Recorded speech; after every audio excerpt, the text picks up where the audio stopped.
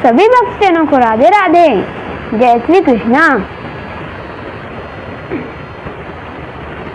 संक्षिप्त गरुड़ पुराण अध्याय 197 वे सारे गारुड़ी विद्या तथा भगवान गरुड़ के विराट स्वरूप का वर्णन। धन्वंतरी ने कहा, अब मैं गरुड़ के द्वारा कही गई गारुड़ी विद्या का वर्णन करता हूँ। इस विद्या को सुमित्र ने कश्यप मुनि से कहा था। यह विद्या सभी प्रकार के विषयों का आकरक है। पृथ्वी, जल, तेज, वायु और आकाश ये 5 तत्व हैं। इन 5 तत्वों को पृथक पृथक मंडल होते हैं।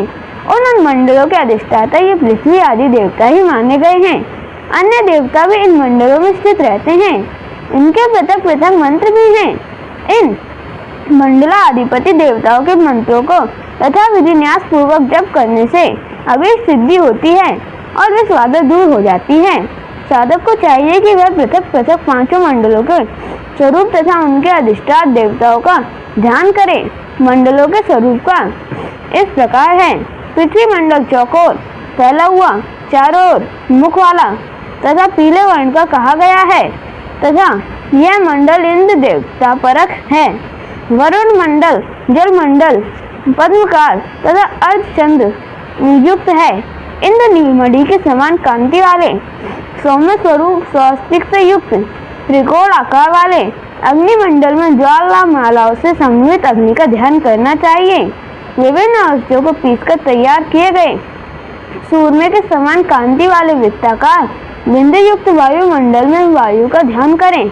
आकाश मंडल का चिंतन क्षीर सागर में उठती लहरों के समान आकार वाले शुद्ध स्फटिक के सदृश आभाव वाले तथा संपूर्ण संसार को अपनी अमृतमय रश्मियों से आपलुत करने वालों के रूप में करें। जो अष्टनाग महानाग कहे गए हैं उनमें से वासुकी और शंखपाल नामक नाग पृथ्वी मंडल में स्थित रहते हैं। कर्कोटक तथा पद्मनाभ नामक 2 नागों का वास वरुण मंडल जल मंडल में है। पुलिय का तक्षक नामक नाग अग्निमंडल में निवास करते हैं। माँ पद्म तथा पद्मनाग वायुमंडल में रहते हैं। साधक को इन नागों का ध्यान करके पृथ्वी आदि 5 भूतों तत्वों का न्यास करना चाहिए। अंगुष्ठ से लेकर कनिष्ठा पर्यंत अंगुलियों में अनुलोम और विलोम रीति से न्यास करना चाहिए। अंगुलियों की पर्व संधियों में जया तथा वीर्य नामक 2 शक्तियों का न्यास करना चाहिए। पुनः अपने शरीर में शिवम न्यास, पंच तत्व न्यास तथा व्यापक न्यास करें। देवता के नाम में आदि में प्रणव तथा अंत में नमः प्रयुक्त करें। यह विधि स्थापन एवं पूजन आदि मंत्र के रूप में बतलाई गई है। देवता के नाम के आद्य अक्षर भी मंत्र स्वरूप होते हैं।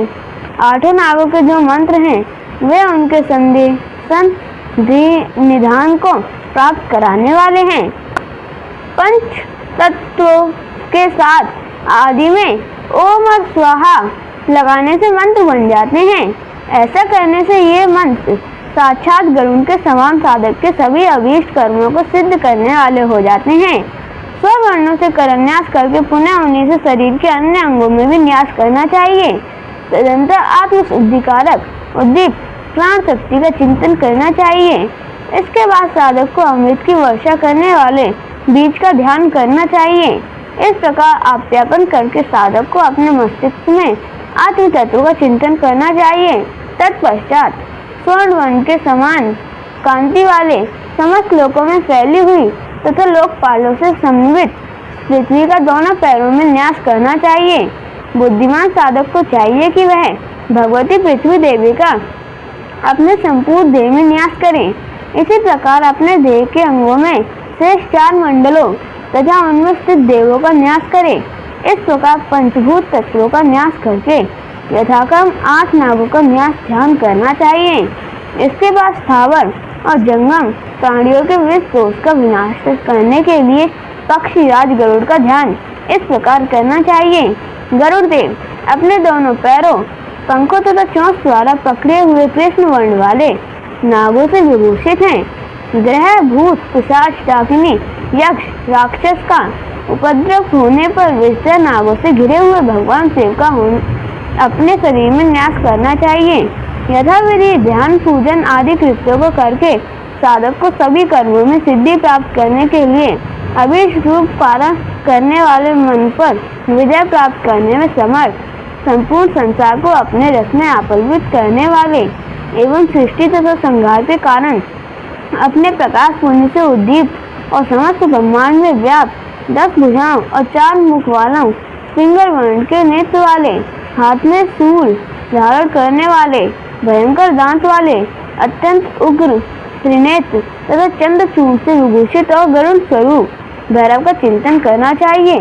नागों का विनाश करने के लिए उन परम तत्व ने महाभयंकर गरुड़ का रूप धारण किया है। विराट रूप भगवान गरुड़ के दोनों पैर पाताल लोक में स्थित हैं और उनके सभी पंख समस्त दिशाओं में फैले हुए हैं। सातों स्वर्ग उनके वक्ष स्थल पर विद्यमान है। ब्रह्मांड उनके कंठ का आश्रय लेकर अवस्थित है। पूर्व से लेकर ईशान पर्यंत 8 दिशाओं के उनका सिरोभाग समझना चाहिए। अपनी तीनों शक्तियों से समन्वित सदा से इनके शिखा मूल में स्थित हैं।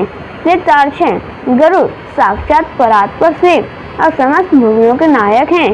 त्रिनेत्रधारी उग्र स्वरूप वाले, नागों के विनाशक, सबको ग्रास बनाने वाले, भीषण मुख वाले, गरुड़ मंत्र के मूर्त रूप, कालाग्नि के सदृश देदीप्यमान गरुड़ देव अपने समस्त अभीष्ट कर्मों की सिद्धि के लिए चिंतन करना चाहिए। जो मनुष्य न्यास शयन की विधि संपन्न करके इन देव की पूजा करता है उसका सब कुछ सिद्ध हो जाता है तथा वह स्वयं गरुड़ देव की शक्ति से संपन्न हो जाता है। भूत प्रेत, यक्ष, नाग, गंधर्व तथा राक्षस आदि तो उसके दर्शन मात्र से ही भाग जाते हैं। चौथी आदि जो भी विनष्ट हो जाते हैं।